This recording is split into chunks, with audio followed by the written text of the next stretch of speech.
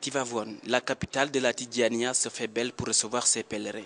Mais ici, ce qui frappe de prime abord aux alentours de la mosquée, c'est le désensablement. Aucune trace de sable, presque tout a été rénové. Conséquence, les pèlerins déambulent sans difficulté.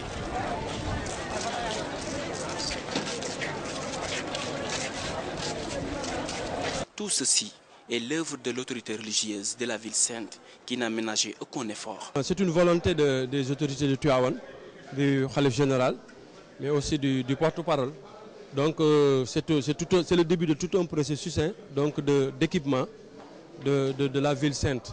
Donc on l'a commencé par l'esplanade des mausolées. C'est pourquoi, comme vous l'avez si bien souligné, la cour était sablonneuse l'année dernière. Mais comme vous voyez, on a tout mis en pavé. Dans cet espace où le fidèle entre en contact avec la terre sainte de Tivaouane, cette rénovation est bien accueillie par les fidèles tidjanes. L'année dernière, au niveau de ce zawiya, au niveau du zawiya et de tous les alentours, il y avait du sable. Mais alhamdoulilah, les travaux sont toujours en cours. Et là, on voit parfaitement au niveau des alentours que tout est déjà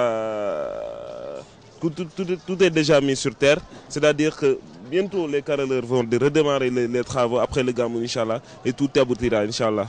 Le fait que la cour soit damée nous a permis beaucoup de choses. L'accès correctement dans la mosquée, librement et avec beaucoup de fierté, quoi. Parce qu'avant, il y avait beaucoup de sable. Et le sable nous dérangeait, quoi. Le sable peut nous causer beaucoup de maladies, quoi. Avec la poussière, il y avait beaucoup de poussière. Et rien à dire, tout a été bien fait. Ça facilite les va-et-vient. En tout cas, je suis satisfait.